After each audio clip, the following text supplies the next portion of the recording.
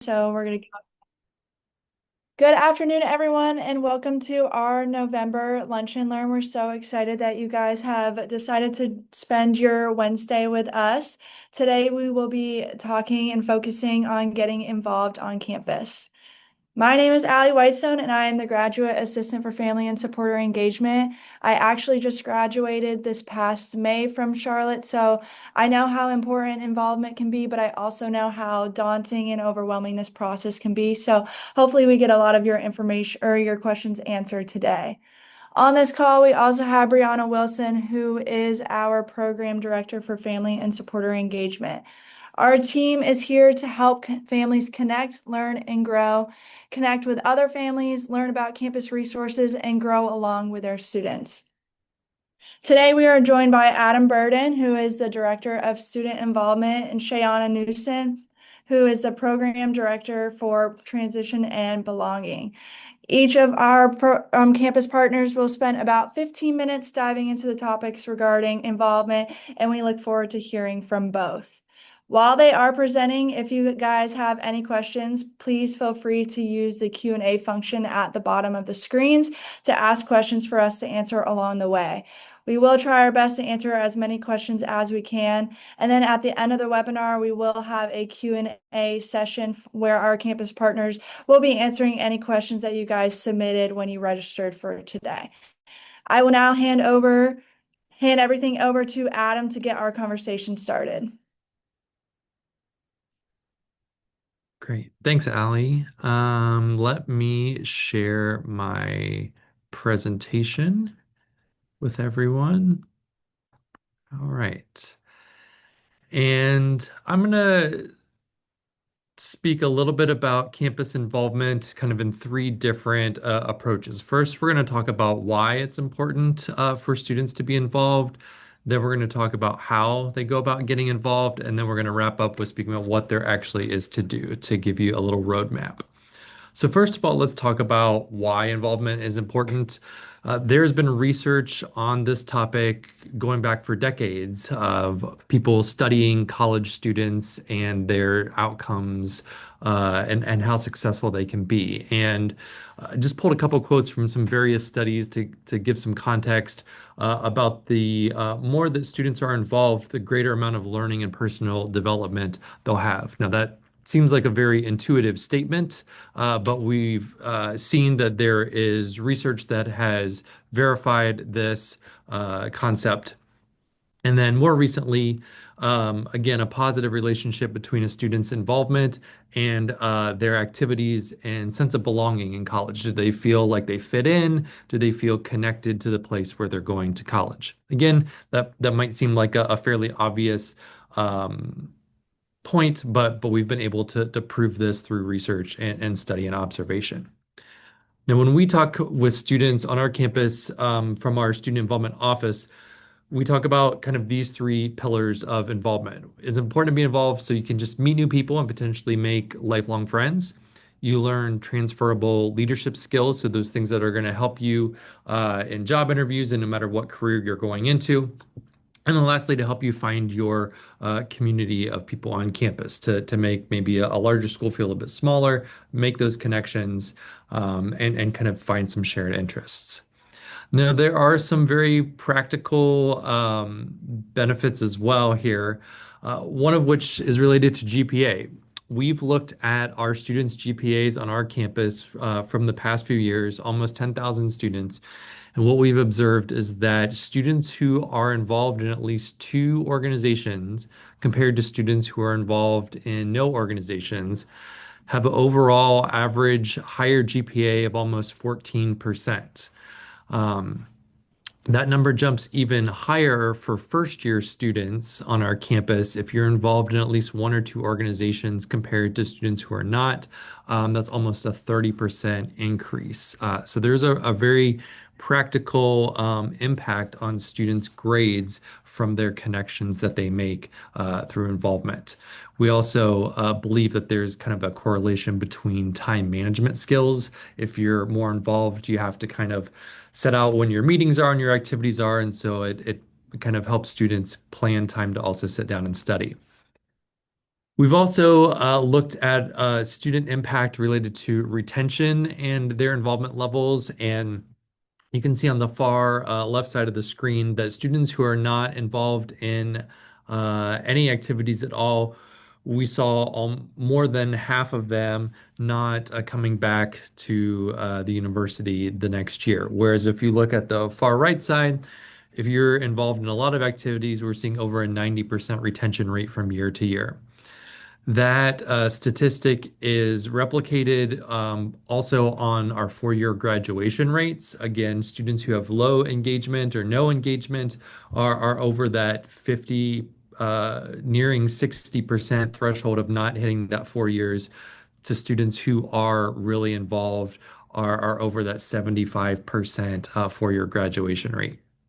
And then lastly, on the sense of belonging, students who have a very low sense of belonging are not highly engaged, whereas on the right side, students that have a very high sense of belonging connection are our most engaged students. So now that we've talked a little bit about why it's important, there are a few ways on how to get involved. One of the most popular ways on our campus is a system called Niner Engage.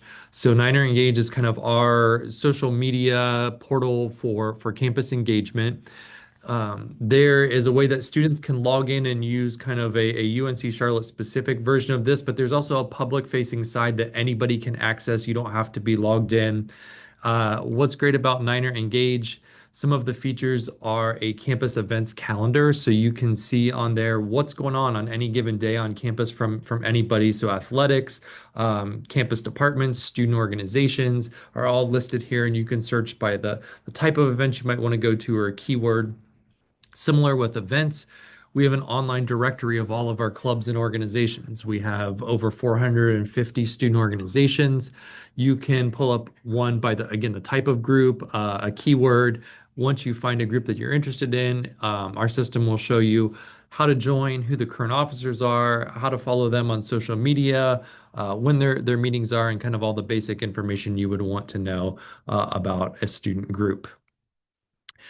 There's a companion app to this as well. So if your students are on the go, they can access all the great things that Niner Engage has on their phones wherever they are on campus if they don't have a computer, desktop, or laptop right in front of them.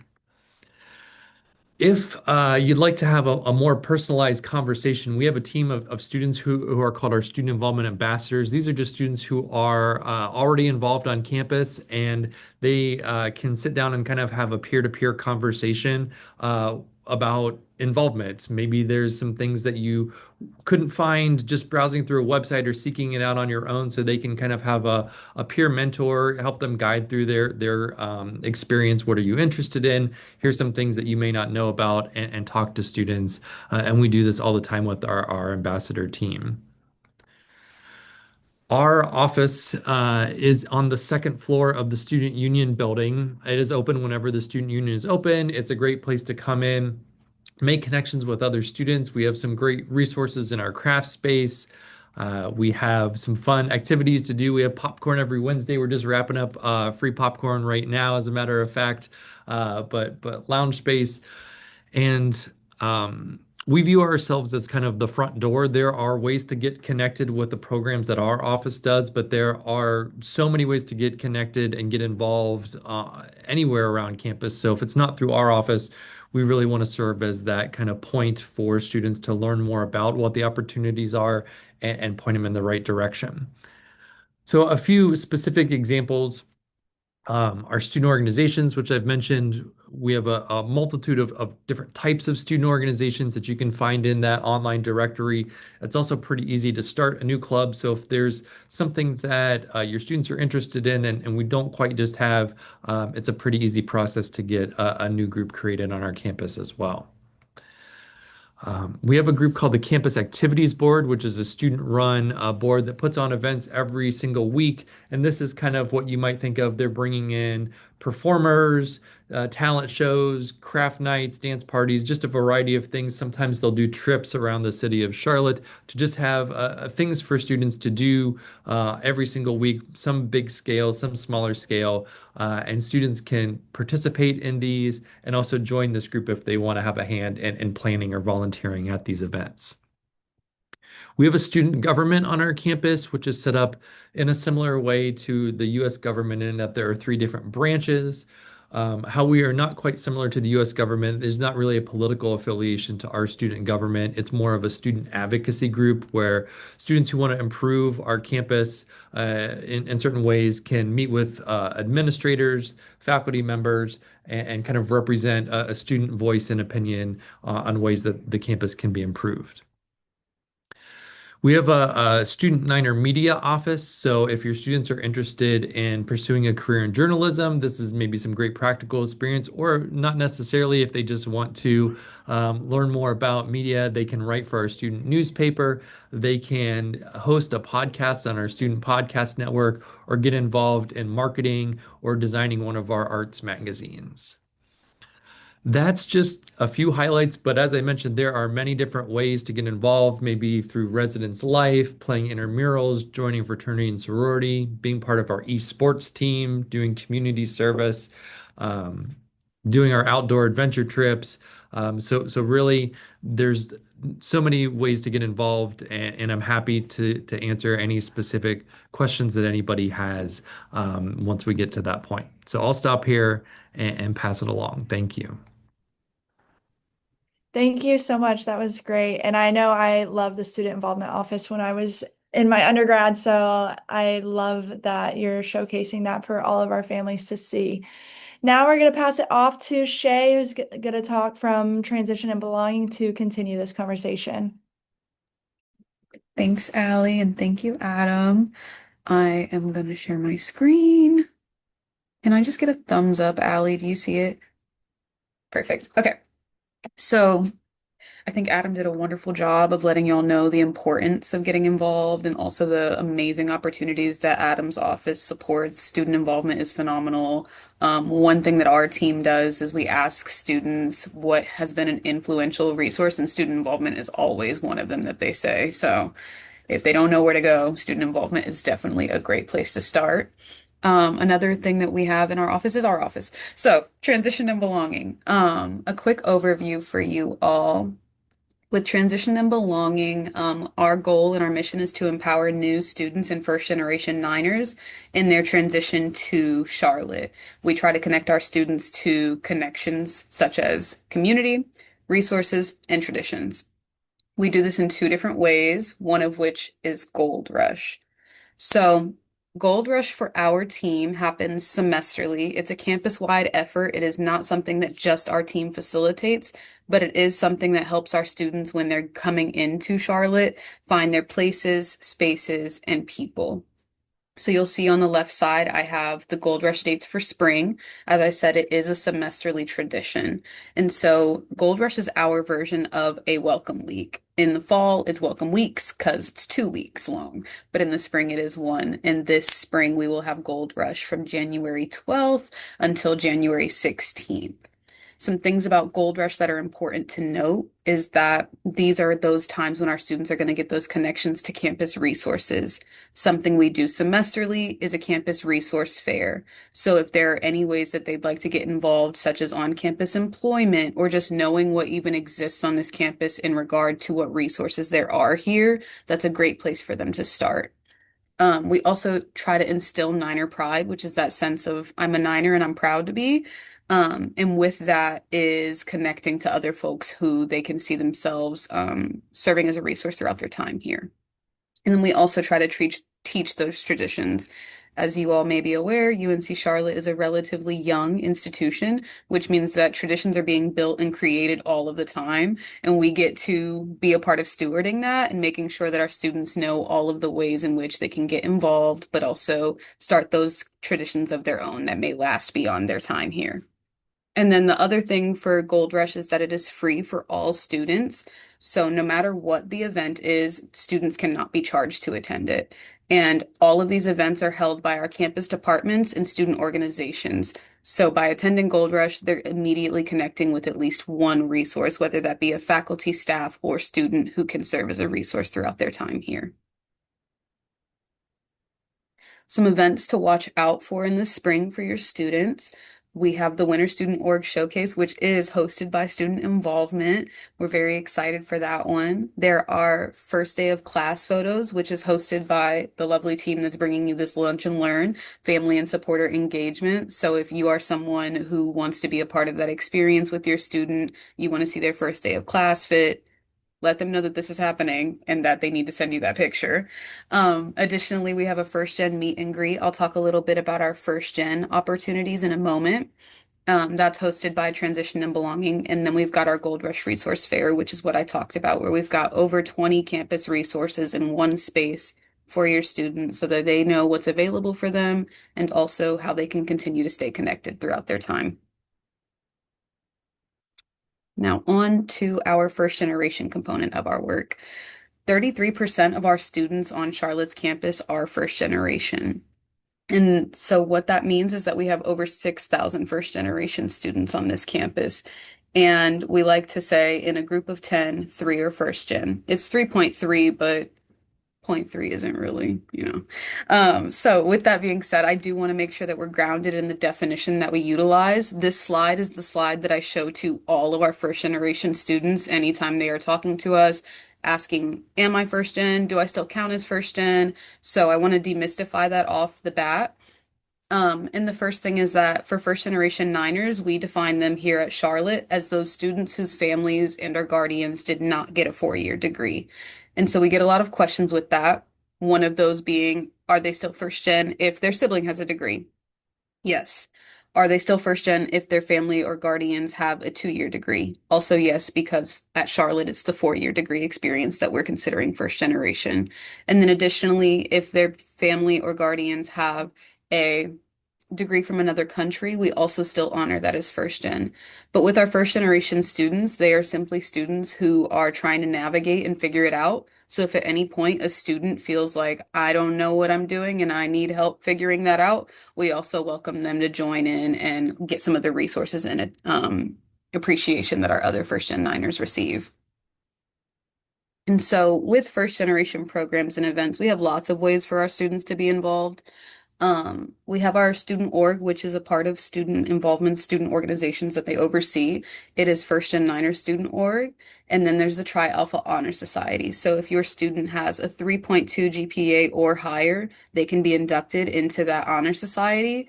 This is something that's really exciting. They just had their most recent induction ceremony in last week, and they had 103 new inductees for that. And with Tri Alpha, they get opportunities to be a part of professional development. They get opportunities to continue to connect with their resources in their communities, but also do some volunteering as well and serve as mentors for other first generation students. Another thing we have is the First Gen newsletter. This is something that we do bi-weekly. It has events that are coming up, ways that our students can stay connected, advice for other first generation students, as well as anything we might have coming up that's important, job opportunities, and volunteering opportunities for them as well. And then we have our first gen meet and greet. This happens semesterly during Gold Rush. So in that first week or first 2 weeks of the semester, it's an opportunity for our first gen Niners to meet their community. Last year, we did a survey afterwards, and we had 93% of students say that they made at minimum 5 connections by being engaged with our office. And so it's a great place for them to find that community. And as Adam said earlier, those lifelong friends that will stay with them far beyond their time at Charlotte. And then we have First Generation Celebration Week. We actually just wrapped that up last week. It was wonderful. We have opportunities daily to celebrate our first gen students. And then in the spring, we have First Generation Appreciation Day. 2 other things that our first gen Niners are able to do. We have Excellence Awards, which are a semesterly initiative. It's something that if your student is first gen and they have a super high GPA or they're incredibly involved, we highly encourage them to get recognition for that. And then the last thing is that when your student is getting ready to cross the stage, they've gotten involved, they've found all their connections, they are proud to be a Niner, they can come pick up their first gen cord from us. So, some other events we have for our first Gen Niners, if there was a time to pull out your phone and take a picture, this would be it. We have our first gen events for our students. January 15th is that meet and greet I talked about. And then we do a monthly meetup. So February 11th, March 18th, March 25th, we have a first gen connections event, which is an opportunity for our students to get involved, not only within Charlotte's community, but outside. That's a networking event with multiple employers that are going to be present, and they'll have the opportunity to get those social connections up, but also build that network that we know is so important once they start figuring out what their next is beyond Charlotte. And then we have our for the first graduate edition. This is something that is new. Our first Gen Niners who are getting ready to graduate are going to go through a 4 workshop series to help them budget, to help them network, to help them build their personal brand, and then ultimately to help them stay connected with Charlotte once they are done being a student here. And then finally, we have First and Appreciation Day. So these are just some of the opportunities that exist within our office for your student to get connected within. Um, but if everything that I said sounded like a lot of things, these are the ways in which you can connect with us. We have 2 websites, one for transition and belonging in general, and then one for first generation initiatives as well. And if you or your student would like to continue to stay involved and get connected, you can follow us on Instagram as well. And I will pass it back to Allie if I can stop sharing. Perfect. Thank you both. And thank you, Shay. I know this got a lot of people excited about Gold Rush and you answered a lot of questions. So thank you both for that. We will start now with answering questions that you guys have submitted through the registration form. You can also keep asking questions through our Q&A feature at the bottom of your screen. So the first question will be for Adam. I know Shay touched on it in their presentation, but can you talk a little bit about the student organization showcase that's coming up? Yes, we have a student organization showcase the first week of classes. It will be at the basketball arena. So the this kind of inside the basketball arena, we pick a day that there's no games going on, and it is going to be on January 15th in the evening. So kind of in that 6 o'clock time range. 150 different student orgs will be out there. And again, anybody can come and walk around and check it out and talk to different groups. Yes, that's one of my favorite events. It's a great way to kind of see all the organizations that you can join and kind of get your foot in the door with seeing what you want to do. Thank you. Shay, our question for you, with different personality types, are there any events curated to introverts during that Gold Rush season? Yeah, so one thing that we've asked of our campus partners is if it's going to be in person or virtual. Another thing that we try to encourage our students of is to jump out of their comfort zone with when and if possible. Something that we do encourage and we do continue to do is incentivize Gold Rush. So for our students who like a more virtual component, we can still engage with them online. And for our students who are going to events but may feel overwhelmed, something that we highly encourage is that they find at least one person they'd like to attend the event with. As for the events specifically for introverts, that's not yet something that our team has done, but it's something that we would like to do in the future. Perfect. Thank you. Adam, for our out-of-state students and transfer students, do you have any advice for them specifically to get more involved at Charlotte? Hmm. I am not sure if my advice would be that much different for in-state, out-of-state transfer students. I think the general thing that I say to people is you can always add more if you feel like you have the capacity to do more, but um, just I think a hurdle for some of our students is kind of going to that first thing. Um, sometimes they don't know anybody, they won't have somebody to go with. And so, kind of just putting yourself out there to attend an event, to go to a student org meeting, sometimes that's by yourself. But if a student can get over that hurdle, they're going to leave that meeting with a connection. Right. And then they're going to have something that they're connected with, and they're like, hey, I can do this, go to more. So it's really just about finding what they're interested in, um, figuring out when those things are, and kind of showing up. Um, and there are options. There's virtual ways to connect. There are in-person activities going on every day. So I would just say kind of being willing to put yourself out there and making that initial connection is really important. Perfect. Thank you. Yeah, getting over that first hurdle is always tough, but once you do it, I feel like it's really rewarding. Shay, for you, I know you kind of touched on a few of the fan favorite Gold Rush events, but what is your favorite Gold Rush event and one that you think a lot of students would enjoy? I think it depends on if it's fall or spring. In the fall, my favorite event 20 times out of 10 it's actually like a big combination of events. It is the student org showcase, it's the chancellor's cookout, it is new student welcome, and it is Rec Fest. That day is one just filled with so much connection, and it's probably the busiest I see the campus, and it's like really exciting because everybody's got that we're fresh and we're back and we're right here energy. But I'll give you all a plug for my spring one. It's the first day of class photos for the spring. I think that there's something very special about just getting to celebrate, even making it to the next semester, and getting to send a photo to the families and say, this is my last semester ever. Like the ones that y'all have specifically that are like, this is my last first day of class, always makes me so excited.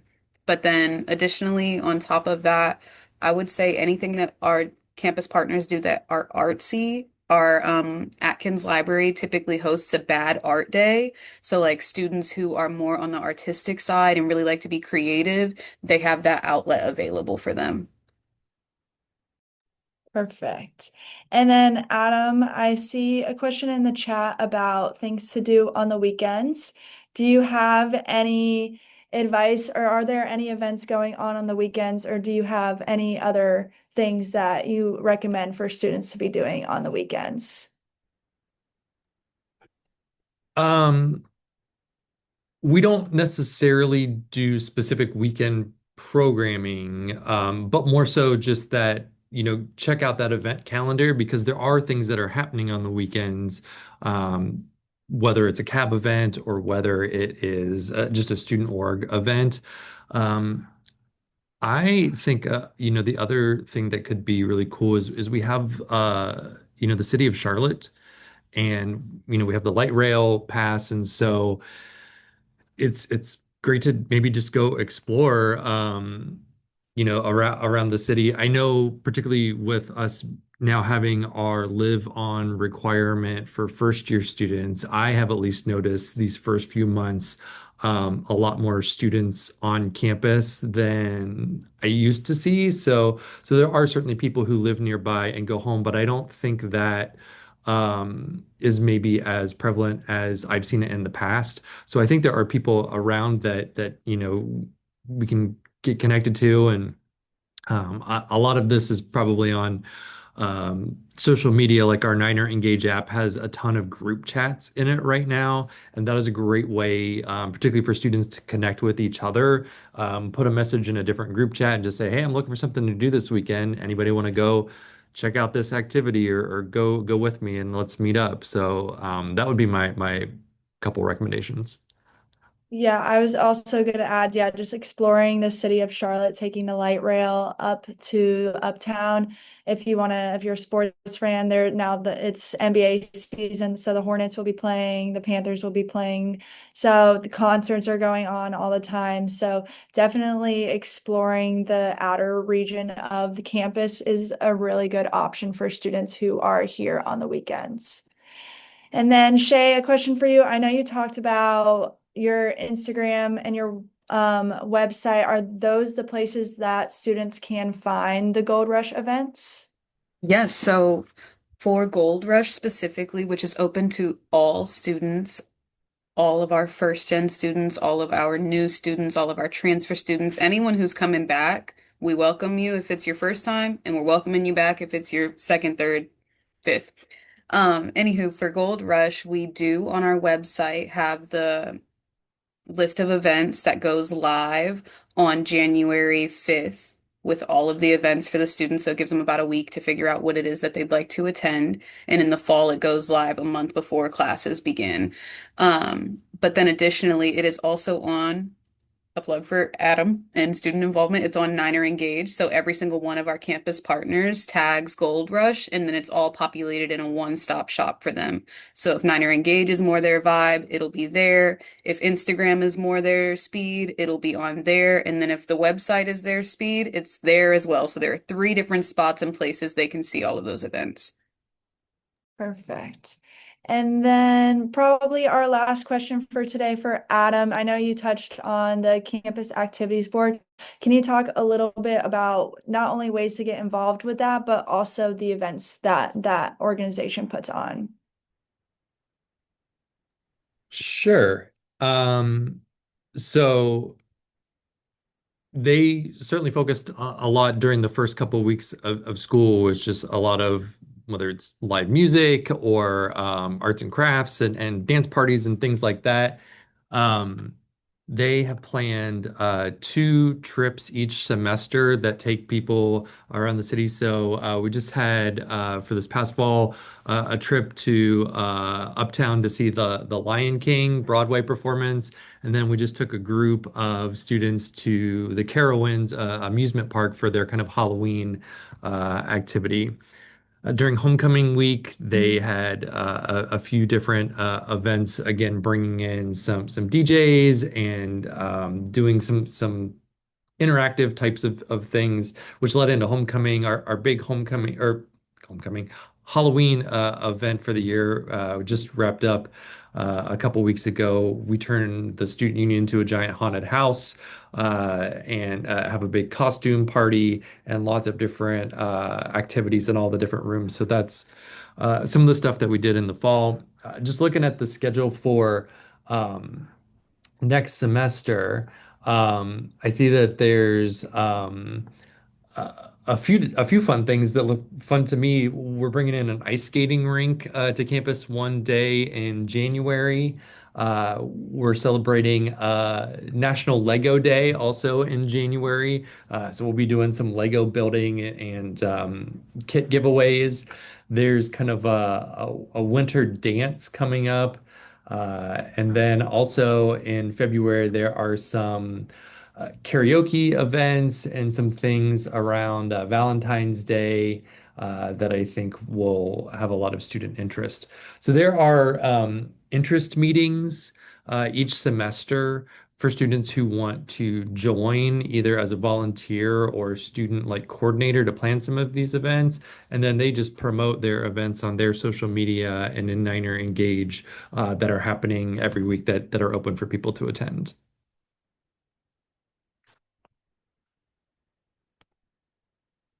Perfect. Yeah, I love the haunted union. That was probably one of my favorites, definitely. And I lied. We have one more question for Shay.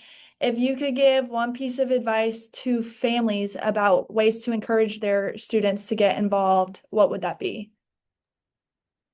So for families, I would say staying up with the 49er Family Hub. Y'all do such a phenomenal job of keeping the upcoming events and upcoming opportunities plugged in there.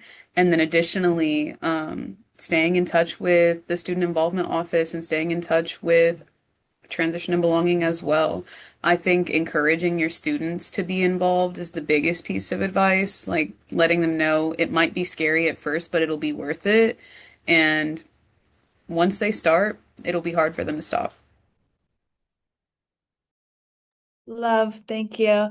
And Bree, could you share your screen so we could have the last slide up? That would be great. Thank you to both of our presenters for taking time out of your busy schedules to come here with us today. We really appreciate that. And then all of their information and all the slides that we have gone through today will be shared later today. So don't worry if you missed anything, it will all be sent to you later.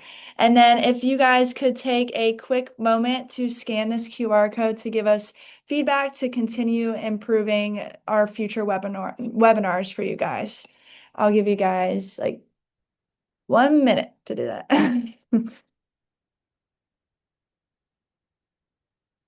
We'll try to see if you have any other last minute questions, quickly type them out and we can try to get them answered.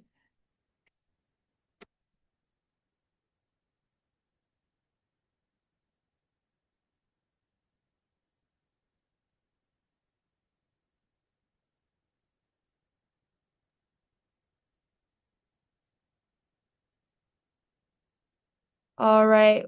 Well, that is all we have for you guys today. Again, all of their information, all the office's information in both presentations will be shared with you guys later today so that you guys can keep contact with these two people. But thank you guys for joining us on your Wednesday.